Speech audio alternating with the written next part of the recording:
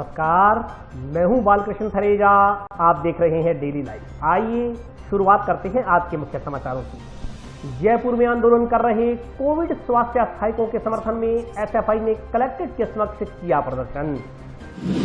थाना प्रभारी पर मुकदमा दर्ज करवाने गए ग्रामीणों को धमकाने का आरोप। चक हरिपुरा के ग्रामीणों ने पुलिस अधीक्षक को सौंपा ज्ञापन। आम आदमी पार्टी के प्रदेश चुनाव प्रभारी विनय मिश्रा ने कार्यकर्ताओं को करवाया पार्टी की रीति नीति से अवगत। सिंचाई पानी देने की मांग को लेकर भाखड़ा क्षेत्र के किसानों ने सिंचाई विभाग के मुख्य अभियंता का किया घेराव। निरीह गाय को चोटिल करने के आरोपी को पुलिस ने किया गिरफ्तार। और अब समाचार विस्तार से। रोजगार दिलवाने की मांग को लेकर जयपुर में आंदोलन कर रहे कोविड स्वास्थ्य सहायकों की मांग के समर्थन में सोमवार को एसएफआई की ओर से प्रदेशव्यापी आह्वान पर जिला कलेक्ट्रेट पर प्रदर्शन किया गया।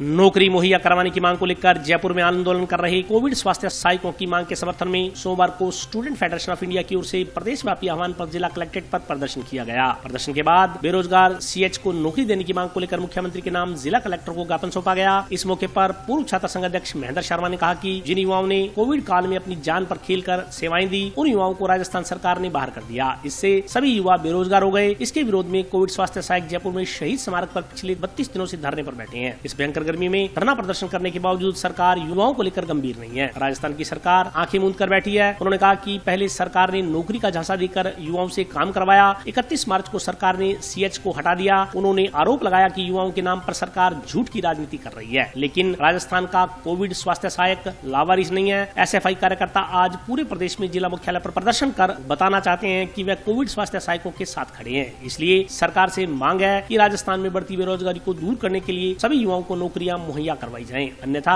एसएफआई इस आंदोलन को और तेज करेगी। इंकलाब जिंदाबाद जिंदाबाद जिंदाबाद इंकलाब जिंदाबाद जिंदाबाद जिंदाबाद इंकलाब जिंदाबाद जिंदाबाद जिंदाबाद। 31 दिन से हमारे साथी वहाँ बैठे सीएच साथी, उनकी कोई सुनवाई नहीं की जा रही और हम जगह जगह जाके श्रीगंगानगर या दोसा सभी ने अपने जो सीएच साथी घर पे बैठे थे उन सभी ने विज्ञापन दिया है। आज हनुमानगढ़ साथियों ने, एसएफआई साथियों ने हमें हमारे साथ मिलकर हमारा सहयोग करके यहाँ पे इतनी धूप में 45 डिग्री के तापमान पे हम यहाँ पे बैठे हैं और हम यहाँ तक आए। एसडीएम साहब को हमने ज्ञापन दिया अपना कि सर हमारी मांगे पूरी की जाए, हमें वापस नौकरी दी जाए। जब कोई बाहर नहीं निकलता था तब हमें नौकरी पे लगाया, अब हमें बाहर निकाल दिया। क्यों भाई, हमने क्या गुनाह किया? सर डबल स्टैंडर्ड तो मतलब पहले आप लगाते हो, फिर आप एकदम से बाहर 31 मार्च को एकदम से नोटिस डाल देते हो कि अब बाहर निकलो। सर ये क्या है? या तो पहले नौकरी मत देते। कोविड काल में मरते रहते लोग, हमें क्या था? फिर हम अपनी कोई तैयारी कर रहा है या कोई प्राइवेट जॉब कर रहा है, अच्छे से अपना घर चला रहा है तो चला रहा था ना। पहले क्यों निकाली विज्ञप्ति, फिर बाद में क्यों निकाला? या तो नौकरी देते ना। अब 10 महीने हमने काम किया है, वेतन तक नहीं दिया किसी को, तो हमने फिर भी काम किया, कोई ऑब्जेक्शन नहीं किया किसी भी बात का। जी हम यही कहना चाहेंगे कि साहब हमने बहुत मतलब मेहनत भी की है और डिग्रियां भी हासिल की हैं और बहुत से ऐसे हैं जिन्होंने तैयारियां की, कोचिंग ली, महंगी महंगी कोचिंग कराई, माँ बाप ने बहुत मुश्किल से कराई है। हमें पता, हम किसान के बच्चे, मजदूर के बच्चे हैं सर, हमने कैसे किए। तो सीएम साहब से मेरा निवेदन है कि वापस नौकरी दी जाए, सम्मानजनक वेतन दिया जाए, सुविधा कैडर में शामिल किया जाए। आज पूरे राजस्थान में एसएफआई सीएचए के समर्थन में आंदोलन पर उतरी है। सभी जिला मुख्यालयों पर प्रदर्शन किया है। हम राजस्थान सरकार से कहना चाहते हैं कि सीएचसी स्वास्थ्य कोविड स्वास्थ्य सहायक लावारिस नहीं है। पहले नौकरी का झांसा देते हो, फिर उनको बाहर करके डिलीट करते हो, ये ठीक नहीं। आप सिर्फ युवाओं के नाम पर झूठी राजनीति करते हो। राजस्थान कांग्रेस सरकार युवाओं के नाम पर झूठी राजनीति करती है। आज इस भयंकर गर्मी में शहीद स्मारक जयपुर पर युवा तड़प रहा है, परंतु सरकार आंख मूंदे बैठी है और ये रेवड़ियां बांट रही है कि 3 साल बेमिसाल हमारे नहीं हुए, आपके रिश्तेदारों के, आपके ठेकेदारों के, आपके मंत्रियों के, आपके विधायकों के अच्छे दिन आए, हमारे अच्छे दिन नहीं आए। मुख्यमंत्री महोदय, अगर सरकार से कहना चाहते हैं, अगर सुविधा कैडर में जल्द शामिल नहीं किया, वेतन भत्ता नहीं बढ़ाया, दोबारा नौकरी नहीं दी, तो यह आंदोलन और तेज होगा। हम मजबूती से लड़ाई लड़ेंगे। कोविड काल में लेकर के और बड़े बड़े बैनर छपवाए कि हमने लाख नौकरियां दी। मुख्यमंत्री जी से हमारा सवाल है कि 1 लाख में से 28,000 को आपने डिलीट कर दिया।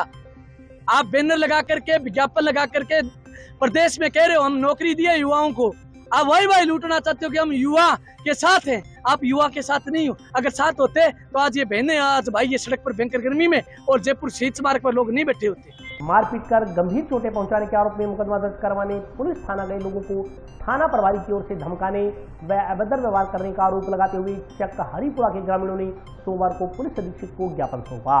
पुलिस प्रशासन होश में आओ, होश में आओ, होश में आओ। हनुमानगढ़ से तो होश में आओ, होश में आओ, होश में आओ। मारपीट कर गंभीर चोटें पहुंचाने के आरोप में मुकदमा दर्ज करवाने पुलिस थाना गए लोगों को थाना प्रभारी की ओर से धमकाने व अभद्र व्यवहार करने का आरोप लगाते हुए चक हरिपुरा के ग्रामीणों ने सोमवार को पुलिस अधीक्षक को ज्ञापन सौंपा। इस दौरान सुरेंद्र कुमार पुत्र हरिराम जाट निवासी चक हरिपुरा पीएस टाउन ने बताया कि उसका भाई शोपत राम 29 अप्रैल को खेत जा रहा था, तब गली का रास्ता बंद कर कुछ लोगों ने उसके भाई पर धारदार हथियारों से हमला कर दिया व गाली गलौज की। मुकदमा दर्ज करवाने के लिए उसने टाउन पुलिस थाना में प्रार्थना पत्र सौंपा। थाना प्रभारी ने उनके साथ अभद्र व्यवहार किया। उन्होंने आरोप लगाया कि थाना प्रभारी ने कहा कि यहाँ से बाहर चले जाओ वरना सब पर मुकदमा ठोक दूंगा। उन्होंने आरोप लगाया कि थाना प्रभारी ने कांस्टेबल को बुलाकर कहा कि इन सब की फोटो खींच लो और इनके नाम लिखकर इन पर मुकदमा दर्ज करो। ज्ञापन देने गए सुरेंद्र कुमार के अनुसार वह अन्य लोग मारपीट करने वालों के खिलाफ मुकदमा दर्ज करवाने गए थे, उल्टा राजनीतिक दबाव या अन्य प्रलोभन के चलते एफआईआर दर्ज नहीं की गई। उसका भाई गंभीर चोट लगने से राजकीय जिला चिकित्सालय में पिछले 4 दिन से भर्ती है, लेकिन पुलिस ने आज तक कोई कार्रवाई नहीं की। सुरेंद्र कुमार ने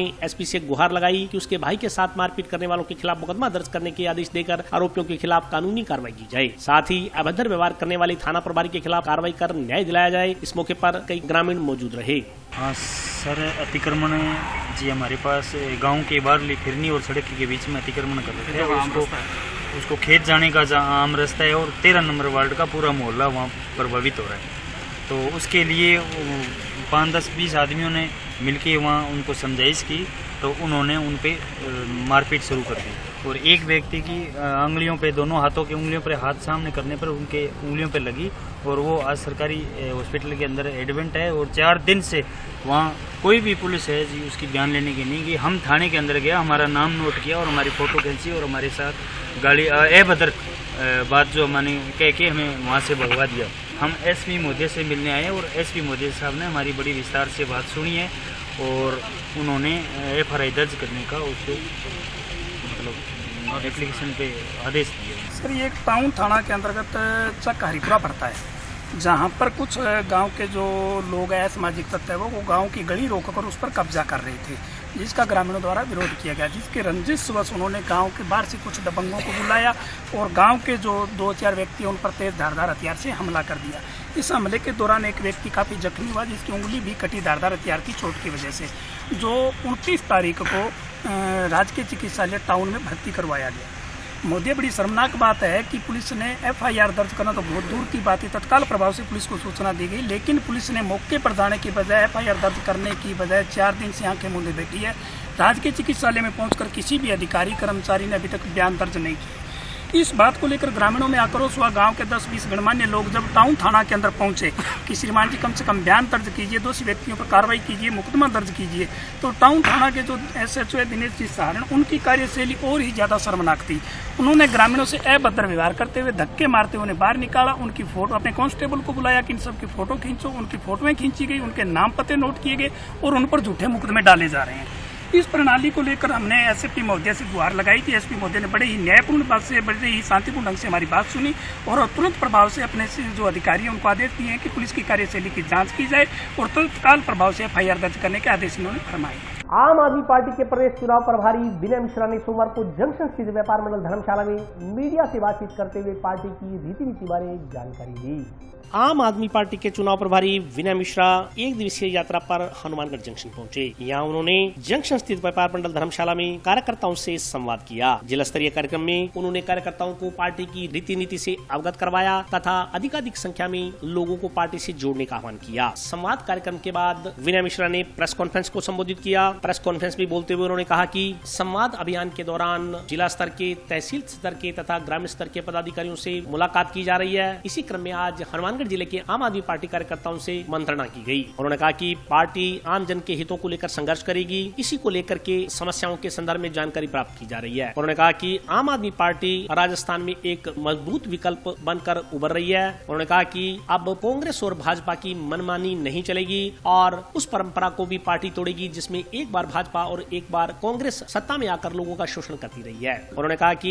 बारी बारी के टेस्ट मैच को इस बार नहीं चलने दिया जाएगा और आम आदमी पार्टी लोगों के सहयोग और स्नेह से सत्तासीन होगी। उन्होंने कहा कि पार्टी कार्यकर्ता पूरी तरह से जनता के सहयोग से संघर्ष करने में लगे हुए हैं और आगामी कुछ ही महीनों में इसका पूरे प्रदेश में असर देखने को मिलेगा। ये संगठन मजबूत करने की कवायद है। 3 चरण में हम काम कर रहे हैं। पहला चरण हमारा जिसमें हमने अपने वॉलंटियर मैपिंग किए सभी संभाग में जाके जो हमारे संगठन के पहले पदाधिकारी थे, चाहे वो प्रदेश स्तर के हों, लोकसभा स्तर के हों, संभाग स्तर के हों, जिला स्तर के हों, विधान संगठन को कैसे मजबूत करना है उस पर चर्चा की। और साथ साथ हमारी कोशिश थी, मेरे साथी दुष्यंत यादव जी हमारे संगठन मंत्री हैं, हमारी कोशिश थी कि हम सातों संभाग में जाके वहाँ की जो समस्याएं हैं, जो जन समस्याएं हैं, जो लोगों को प्रभावित करती है, जिस समस्या को हमें आंदोलन बनाना चाहिए, कैसे इस सोई हुई सरकार को जगाना चाहिए, तो समस्या से भी हम 1 to 1 हुए। हमने जानकारी दी जगह जगह जाके, तो काफ़ी हमें ऐसी समस्याएं भी पता चली है जो विगत 75 साल से चली आ रही है और सरकार उस पर सुनी हुई है। तो आने वाले समय में एक बार हम पहले संगठन बना लें, जब संगठन हमारा मजबूत बनेगा उसके बाद हम आंदोलन करेंगे। पूरे राजस्थान में संभाग यात्रा निकाल रही है। आज हनुमानगढ़ में उसका समापन था, हमने 7 संभाग में किया।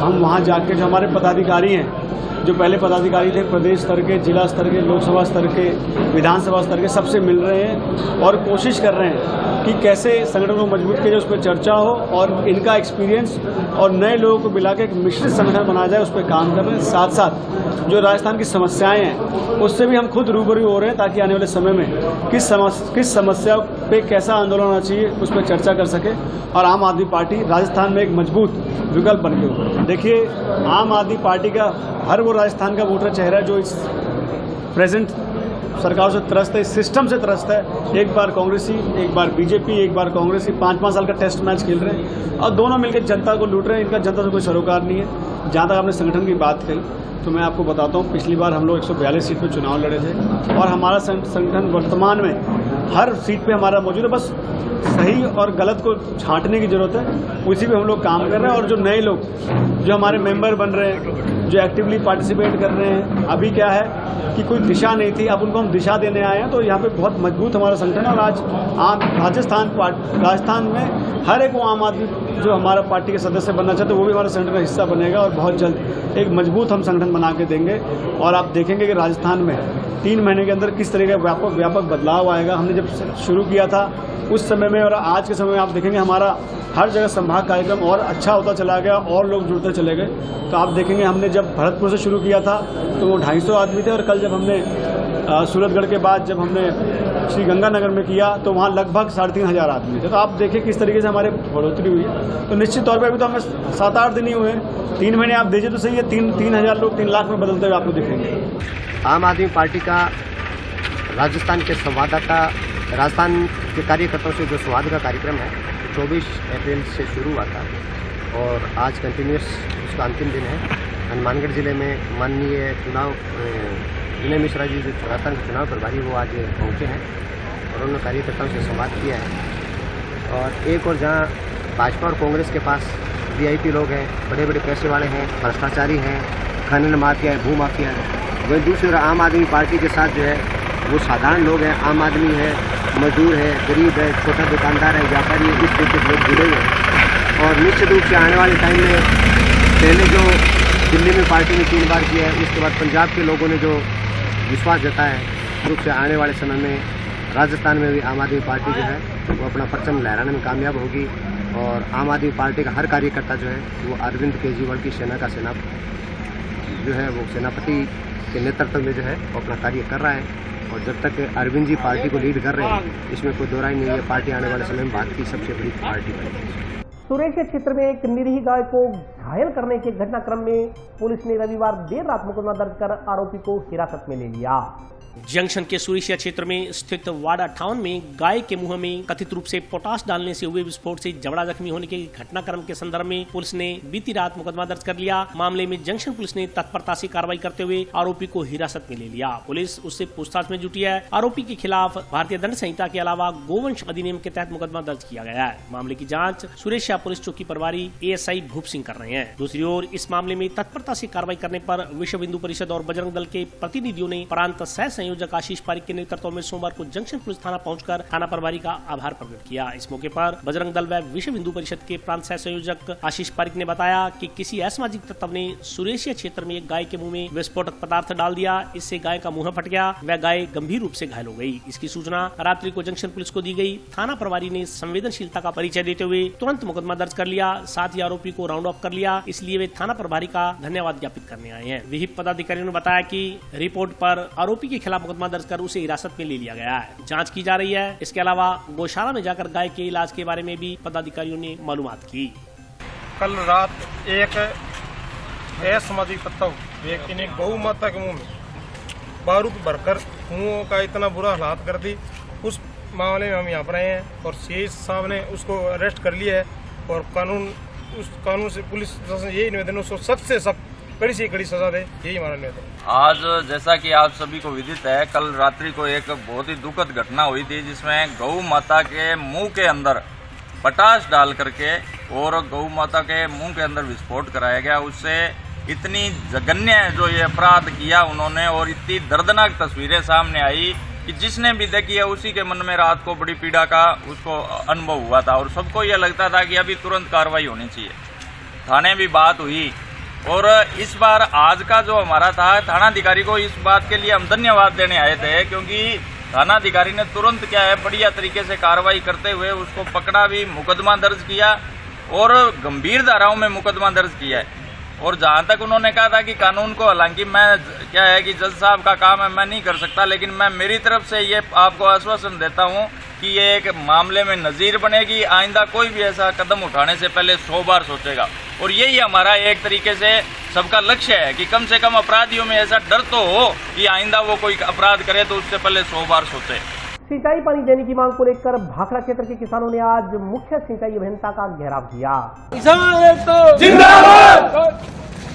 रेगुलेशन कमेटी मुर्दाबाद, रेगुलेशन कमेटी मुर्दाबाद, प्रशासन मुर्दाबाद, जलदाय विभाग मुर्दाबाद। भाखड़ा की नहरों में सिंचाई पानी चलाने की मांग को लेकर किसानों ने सोमवार को जल संसाधन विभाग के मुख्य अभियंता का घेराव किया। भाखड़ा के किसानों ने चेतावनी दी कि यदि शीघ्र ही मांग अनुसार पानी नहीं चलाया गया तो 6 मई को हजारों की तादाद में किसान सिंचाई विभाग के कार्यालय के समक्ष धरना प्रदर्शन करेंगे। इस मौके पर किसानों ने कहा कि भाखड़ा क्षेत्र का किसान सिंचाई पानी के लिए त्राही मांग कर रहा है। लगातार सिंचाई विभाग के अधिकारियों को अवगत भी करवाया जा रहा है। भाखड़ा क्षेत्र के किसानों को फसल बिजाई के लिए शीघ्र सिंचाई पानी की जरूरत है, लेकिन लगातार किसानों की मांगों को अनदेखा किया जा रहा है। किसानों ने कहा कि हालात यह हो गए हैं कि यदि आगामी 4-5 दिनों में किसानों को पानी नहीं मिला तो नरमा कपास की बिजाई प्रभावित होगी। नरमा कपास की बिजाई नहीं हुई तो इलाके का किसान कहां जाएगा। किसानों ने कहा कि नहरों की साफ सफाई के नाम पर हमारे देश का पानी पाकिस्तान को देने की बातें बर्दाश्त नहीं की जाएंगी। अगर पाकिस्तान को पानी दिया गया तो इसका भी विरोध किया जाएगा। किसानों की मांग है कि पाकिस्तान को दिया जाने वाला पानी राजस्थान के किसानों को दिया जाए ताकि क्षेत्र का किसान खुशहाल हो सके। किसानों ने कहा कि भाखड़ा के हिस्से का पूरा पानी देने की मांग को लेकर मुख्य अभियंता का घेराव किया गया है। उन्हें चेतावनी दी गई है कि यदि 2 से 4 दिन में भाखड़ा क्षेत्र के किसानों को उनके हिस्से का पानी नहीं दिया गया तो बड़ा आंदोलन किया जाएगा। इसके लिए 6 मई का दिन निश्चित किया गया है। आज हम भाखड़ा के किसान तीसरी बार चीफ साहब के पास आए हैं। पहला ज्ञापन 11 तारीख को दिया था कि आपने भाखड़ा में रबी की फसल तबाह कर दी, अब हमें खरीफ की फसल के लिए पानी उपलब्ध करवाएं। तो चीफ साहब ने बोला भी मैं कोशिश करूंगा, तो हम आश्वासन पर वापस लौट गए। उसके बाद में 21 तारीख को फिर हम ज्ञापन देने आए, साहब क्या हुआ, पानी का बिजाई नजदीक आ गई है। तो ये बोले कि भी अभी तो IGNT की वो रिलाइनिंग चल रही है और उसके बाद में रेगुलेशन कमेटी की मीटिंग होगी और आपको पानी जरूर मिलेगा। फिर आश्वासन पर हम घर चले गए। उसके बाद में जब हमने नहरों का विजिट किया तो भाखड़ा नहर के प्रत्येक हेड पर जो पानी स्टोर किया गया था वो पीने के लिए कतई उचित नहीं था। चाहे उसको कितना ही फिल्टर कर लो, कैसे ही कर लो, वो पानी पीने लायक नहीं था और वो विभाग ने वो पानी हमें पीने के लिए दिया। अब इसके बाद में जब इनको वापस फोन करके पूछा गया कि साहब हमारा क्या हुआ, पानी वाला बिजाई निकल रही है, तो जब इनकी बीबीएमपी की मीटिंग से वो निकले 5:30 बजे बात हुई तो साहब ने कहा कि हमें पंजाब 700 या 800 क्यूसेक पानी देगा, उसको हम भाखड़ा में सिंचाई के लिए उपलब्ध करवाएंगे। हमने सोचा चलो ठीक है, 700 से 3 हफ्तों में पूरी भाखड़ा चल जाएगी, 21 तारीख तक अपने रिजल्ट हो जाएगी। उसके बाद में फिर एक अखबार के जरिए स्टेटमेंट जारी करता है विभाग, कहता है भाखड़ा को 1200 क्यूसेक पानी दे दिया गया है और 1 मई से वो रिलीज कर दिया जाएगा।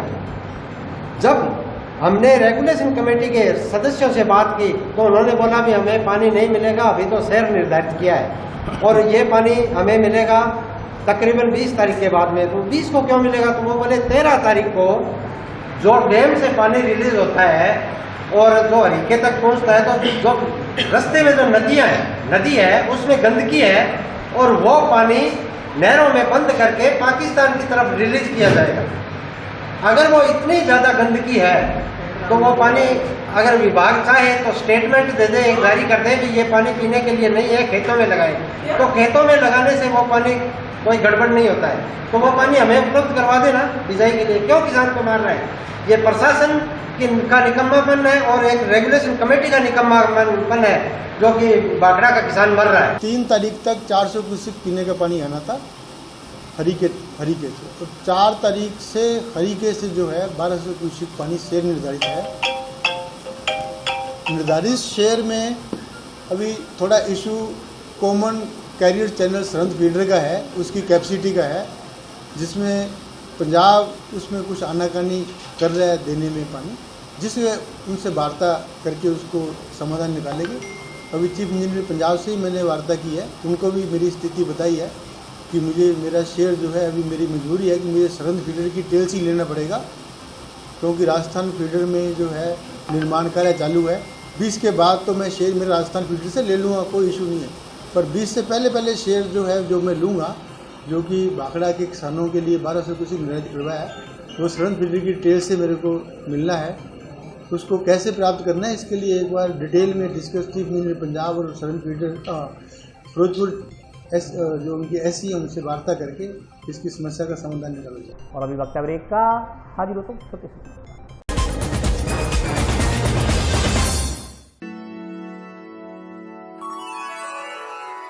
यूं तो कई बार मुझे हंसते देखा है, पर ये हंसी कुछ और है। ये गहना मुझ पर जचता है, पर ये महज एक गहना नहीं, ये रूपरेखा है मेरे मन की, हंसती खिलखिलाती लहरों की, जो आतुर थी अब तक मुझ पर सजने को। इसलिए ये गहना ही मेरा सच्चा श्रृंगार है, श्रृंगार है, श्रृंगार है।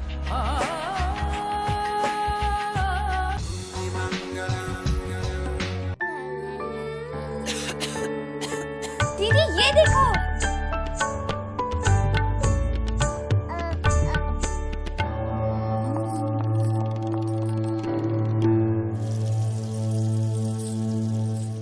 नोवेल कोरोना वायरस बीमारी को फैलने से रोका जा सकता है। खांसी और छींक के बाद और बच्चे को छूने से पहले अपने हाथों को साबुन से धोकर इसे फैलने से रोक सकते हैं। वो डॉक्टर साहब हैं? भाई साहब खांसी और बुखार था, सोचा चेक करवा लूं।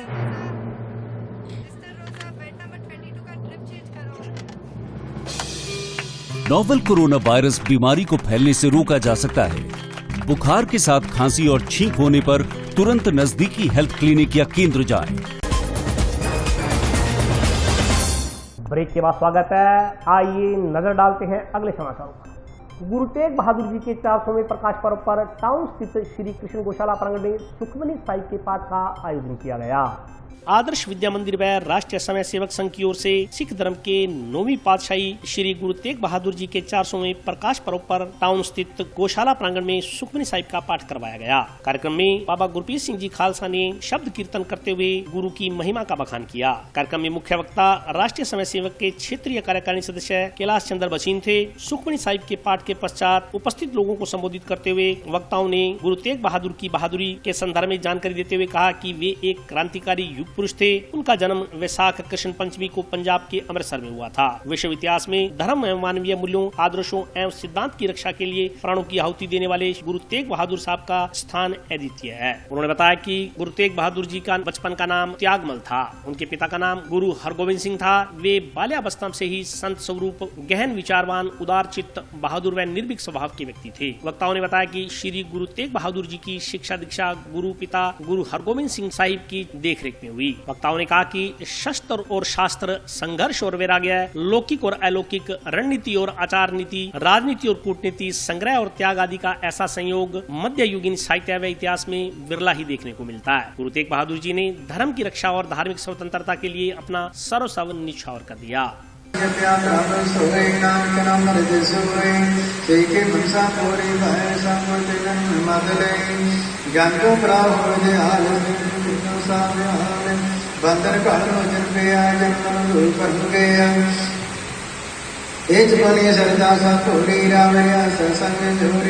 जिसका साथ लिया मलाई नानक को दीना समाई, सौ को श्रीकाल पाने सौ को सृज किया गले, सौ को सृज संग दिया सौ को सृज किया।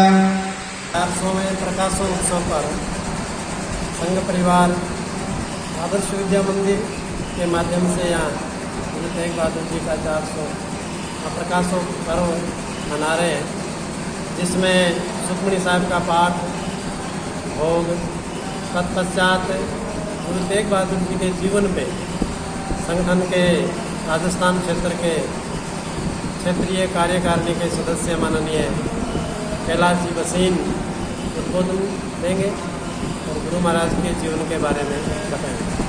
सिख धर्म के श्री गुरु तेग बहादुर जी के 400वें प्रकाशोत्सव पर आज आदर्श विद्या मंदिर व संघ के द्वारा श्री कृष्ण गौशाला सेवा समिति अमरगढ़ टाउन के अंदर सुखमणि साहब के पाठ का आयोजन किया गया है, जिसके अंदर काफ़ी संख्या के अंदर संघ व समाज के लोग एकत्रित हुए हैं। और आज जो यहाँ पर मुख्य वक्ता हैं हमारे क्षेत्रीय कार्यकारिणी के राजस्थान के जो सदस्य हैं श्री कैलाश जी बसीन। मानव तस्कर विरोधी यूनिट के प्रभारी इंद्रचंद मीणा ने आज जंक्शन स्थित भविष्य सुधार विकास संस्थान का निरीक्षण किया। मानव तस्करी विरोधी शाखा हनुमानगढ़ के प्रभारी इंद्रचंद मीणा ने जंक्शन स्थित भविष्य सुधार विकास संस्थान द्वारा संचालित मंद बुद्धि मूक बधिर विद्यालय व आवास का सामान्य निरीक्षण किया। इस मौके पर संस्था अध्यक्ष श्रीमती मोनिका जागीर ने उन्हें विद्यालय की कार्यप्रणाली तथा वहां रह रहे बच्चों के संदर्भ में जानकारी दी। थानाधिकारी इंद्रचंद मीणा ने बताया कि उनके विभाग का मुख्य काम छोटे बच्चों से संबंधित है। उन्होंने कहा कि विभाग द्वारा 1 मई से लेकर 30 मई तक गुमशुदा बच्चों को तलाशने तथा विभिन्न संस्थाओं में रह रहे लावारिस बच्चों के संदर्भ में जानकारी एकत्रित कर उन्हें उनके परिजनों तक पहुंचाने का काम है। उन्होंने भविष्य सुधार विकास सेवा समिति द्वारा मूक बधिर बच्चों के लिए किए जा रहे कार्यों की शलाघा की। हमारा मेन काम बच्चों से संबंधित ही है। अभी क्या कि अभियान चल रहा है 1 मई से 31 मई तक, कि कोई गुमशुदा बच्चे हैं या कोई बाल श्रम वाले हैं या किसी संस्था NGO में जो इस तरह से रह रहे हैं कि जिनका कोई गार्जियन का और किसी का पता नहीं हो, उनको उनके वारिसान से मिलाने का ये अभियान चल रहा है। और बाल श्रम से तो कई से कोई कार्रवाई हो रही है, बाल श्रम हो रहा है तो उसके बारे में हम तो इस तरह से ये अभियान चल रहा है। इसमें हमें आज इस संस्था जो है ना भविष्य सुधार विकास सेवा संस्थान है, इसमें हमने देखा आज की मोनिका जी जागीर है और बहुत अच्छा कार्य कर रहे हैं। इनका बच्चों को भी देखा, बच्चों से मिले भी हैं और इस तरह से बच्चों की जो सेवा कर रहे बहुत ही बढ़िया काम कर रहे हैं। और इस तरह से मैंने निरीक्षण किया तो ऐसा अच्छा लगा कि ठीक है भाई लोगों सही से संस्था चल रही है। ऐसा कोई बच्चा है नहीं जो इस तरह से किसी को जो गार्जियन से बिछड़ा हुआ हो। सभी ये बच्चे जो चेक किया तो बच्चे गार्जियन के जो है ना वारिसान से संपर्क नहीं है, इनके वारिसान आते रहते हैं और इनका रजिस्ट्रेशन भी कराया, सब बढ़िया है। आज अपने संस्थान के अंदर मानव तस्करी विरोधी शाखा हनुमानगढ़ से थाना प्रभारी इंदर सिंह जी, दयाराम जी बांधु कांस्टेबल और माया बावड़ी कांस्टेबल अपनी संस्था में आए। उन्होंने संस्था का निरीक्षण किया और उनको बहुत अच्छा लगा अपने बच्चों का यहाँ पे पढ़ाने का, रखने का जो रहन सहन देखा उन्होंने, तो वास्तव में बहुत गर्व फील हुआ भी। अधिकारियों ने आके अपने यहाँ का माहौल देखा, उसके बाद में उन्होंने कहा कि मतलब आप इतना अच्छा काम कर रहे हो और बच्चों की जो प्रोग्रेस देखी उन्होंने तो कहा भी मतलब आपका काम है वो वास्तव में काबिले तारीफ है।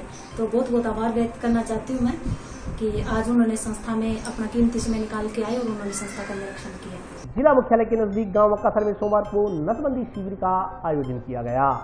जिले भर में नसबंदी कैंपों का आयोजन किया गया। जिला मुख्यालय के नजदीकी गांव मक्कासर के स्वास्थ्य केंद्र में सोमवार को नसबंदी कैंप आयोजित हुआ। सोमवार को नसबंदी शिविर में 11 महिलाएं नसबंदी के लिए आईं, जिनमें से 10 महिलाओं का नसबंदी ऑपरेशन कर दिया गया। इस संदर्भ में जानकारी देते हुए CMHO नवनीत शर्मा ने बताया कि नसबंदी शिविर में सुबह से ही महिलाओं के रजिस्ट्रेशन शुरू हो गए थे। परिवार कल्याण कार्यक्रम के तहत जिले भर में नसबंदी शिविरों का आयोजन चल रहा है। शिविर में स्वास्थ्य परीक्षण करने के बाद ही महिलाओं के नसबंदी ऑपरेशन किए जा रहे हैं। शिविर में ऑपरेशन के लिए मक्कासर क्षेत्र से आशा सहयोगियों के सहयोग से 10 महिलाओं का नसबंदी ऑपरेशन किया गया। CMHO ने कहा कि नसबंदी के लिए सभी को जागरूक होने की आवश्यकता है। बढ़ती हुई जनसंख्या के लिए नसबंदी अति आवश्यक है। इस मौके पर डॉक्टर मनोज अरोड़ा, डॉक्टर ज्योति ढींगड़ा सहित स्वास्थ्य विभाग का अन्य स्टाफ मौजूद रहा। करीब 54 या 55 नसबंदी के हमारे शिविर आयोजित किए जाते हैं। उसी के तहत आज हनुमानगढ़ जिले में मक्कासर PSC के ऊपर कैंप आयोजित किया गया था। चूँकि गर्मी भी काफ़ी ज़्यादा है, इसीलिए कैंप की व्यवस्थाओं को एक बार देखने के लिए हमने यहाँ विजिट की थी। तो ठीक है, यहाँ संतोषजनक है सेवाएं, कूलर और पानी की और सबकी व्यवस्था की हुई है। और आज यहाँ पे 10 ऑपरेशन नसबंदी के ऑपरेशन केसेस भी कर दिए गए हैं। और हमारे जो सीनियर अनुभवी सर्जन हैं डॉक्टर मनोज अरोड़ा जी, जो कि काफ़ी जगह जिला स्तर पे सम्मानित भी हो चुके हैं, इनकी तरफ से हमारी सेवाएं ली जा रही हैं। उसके अलावा हमारी FRHS एक NGO संस्था है, उससे भी हमारे नसबंदी के केसेस करवाए जाते हैं। तो करीब 28-29 केसेस प्रतिमाह FRHS संस्था से करवाए जाते हैं। और खुशी की बात ये है कि अब राजस्थान सरकार ने सभी जिलों को मिशन परिवार विकास में ले लिया है, जिसके तहत हनुमानगढ़ भी मिशन परिवार विकास इसकी सुविधाएं अपने को मिलने लगी हैं। और सरकार ने एक अच्छी पहल करते हुए जो नसबंदी की राशि दी जा रही थी, जो महिला को 1400 रुपये थी, अब वो उसको बढ़ाकर 2000 कर दिया गया है। और पुरुष नसबंदी को 2000 से बढ़ाकर 3000 रुपये की राशि जो लाभान्वित है उसको दी जाती है। और इसके अलावा जो अंतरा इंजेक्शन लगाए जा रहे थे, पहले अंतरा इंजेक्शन लगाने की कोई भी राशि नहीं दी जाती थी, वो भी सरकार ने एक अच्छी पहल करते हुए अंतरा राशि के बेनिफिशरीज को भी 100 रुपये और मोटिवेटर को भी 100 रुपये देने का फैसला किया है, जो कि 1 अप्रैल से ये योजना हमारे यहाँ शुरू हो गई है। आज यहाँ हमारे PSC मक्कासर में ऑपरेशन कैंप लगा है, जिसमें कि 10 ऑपरेशन महिलाओं के किए गए। कुल 11 केस आए थे, जिनमें से एक प्रेगनेंसी टेस्ट पॉजिटिव होने की वजह से रिजेक्ट करना पड़ा। और कैंप में सुचारू रूप से व्यवस्था करने के लिए हम लोग गर्मी में विशेष ध्यान रखते हैं, जिसमें कि पानी की व्यवस्था, कूलर की व्यवस्था और सब कुछ समुचित हो तो कैंप करते हैं। मेरे द्वारा माह में करीब 25-26 कैंप किए जाते हैं और मैं ये कैंप करीब 94 से कर रहा हूँ। और ये शुक्र है कि अभी तक सक्सेसफुली कैंप करते हुए मुझे 40,000 केस में करीब कर चुका हूँ। जंक्शन के सेक्टर 6 निवासी पवन कुमार नामक व्यक्ति ने कुछ लोगों पर कार छीनने का आरोप लगाते हुए कार्रवाई की मांग को लेकर जंक्शन थाना प्रभारी को ज्ञापन सौंपा। पवन कुमार पुत्र कृष्णलाल अग्रवाल निवासी सेक्टर नंबर 6 निवासी हनुमानगढ़ जंक्शन ने जंक्शन थाना प्रभारी को ज्ञापन देकर कार छीनने वाले कुछ लोगों पर मुकदमा दर्ज कर कार्रवाई करने की मांग की है। ज्ञापन में कहा गया है कि उसने एक पिकअप कार PB 2DQ 5531 ओंकार सिंह पुत्र गुरुदेव सिंह निवासी वाणीपुर खुर्द जिला लुधियाना पंजाब से 28 जनवरी को खरीद की थी। उक्त कार एक्टावास फाइनेंस कंपनी से फाइनेंस पर है, जिसकी 36 किस्तें 12,000 रुपए प्रति किस्त के हिसाब से बकाया है, वो प्रार्थी द्वारा भरना तय किया गया था। एवं उसने 95,000 रुपए नकद अदा कर दिए एवं बकाया राशि 20,000 रुपए कार की RC व कागजात मिलने के बाद उसके नाम करवाने की बात हुई। ज्ञापन के अनुसार उक्त सौदा दलाल रवि कुमार छाबड़ा निवासी नई खुंजा एवं मंगा सिंह निवासी डबवाली ने तय करवाया था तथा समय की जिम्मेवारी ली थी कि गाड़ी उसके नाम करवाने और कागजात देने की जिम्मेदारी उनकी होगी। परंतु दोनों व्यक्तियों ने आज तक कार के उसको कागजात नहीं दिए और आजकल कहकर उसको टरकाते रहे। पिछले दिनों उसने दोनों व्यक्तियों को कार के कागजात अपने नाम करवाने की जब बात कही तो उक्त लोगों ने जंक्शन के सुरेशिया क्षेत्र में उसको बुलाकर उसकी गाड़ी छीन ली। ज्ञापन के अनुसार इसमें से एक दलाल मंगा सिंह नाजायज रुपयों की मांग कर रहा है। प्रार्थना पत्र में आरोप लगाया गया है कि उक्त व्यक्तियों ने उसके साथ धोखाधड़ी की है, इसलिए उनके खिलाफ मुकदमा दर्ज कर उन्हें दंडित किया जाए। मैंने एक गाड़ी ली थी जी, 2 दलाल थे, एक रवि कुमार छाबड़ा, मंगा सिंह डबवाली का। दोनों ने मिलकर मेरे को गाड़ी दिलाई थी। गाड़ी 28 एक को दिलाई थी और 3 महीने के तक भी मेरे को कोई कागजात नहीं दिए। मैंने उनको 95,000 रुपये नकद दे दिए, एक किस्त भर दी 12,000 रुपये, बाकी देने थे उनको और मांग रहे थे वो पैसे। तो अभी 19 तारीख की बात है कि गाड़ी सोफरी रोड के ऊपर से छीन के ले गए 10-12 आदमी। एक गाड़ी आगे लगाई, एक पीछे लगाई, 10-12 आदमी उतर के आए और गाड़ी छीन के ले गए। गाड़ी एक पिकअप गाड़ी नंबर है जी PB02 DQ 5531। उनसे बात करी, वो कहते ना गाड़ी मिलती ना, और हमने ठगी करनी थी, ठगी कर ली और ना गाड़ी मिलती है ना कागज मिलती। जंक्शन की श्याम सिंह कॉलोनी स्थित पीरखाना में स्वर्गीय बाबा हरवंश सिंह जी की मूर्ति स्थापित की गई। कार्यक्रम में 5 मई को आयोजित होने वाले दीवान की तैयारियों बारे भी विचार विमर्श किया गया।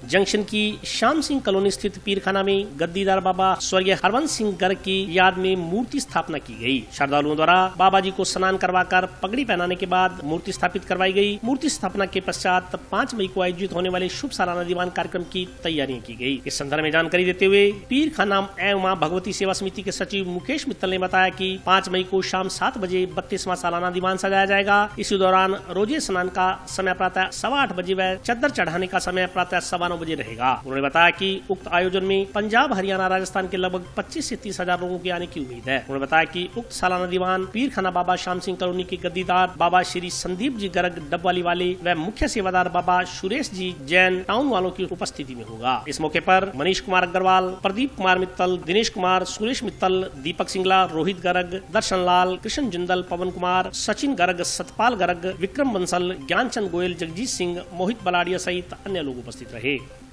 श्री पीरखाना मां भगवती सेवा समिति बाबा श्याम सिंह कॉलोनी के बैनर तले 32वें सालाने दीवान का आयोजन 5 मई को हर्षोल्लास के साथ किया जा रहा है।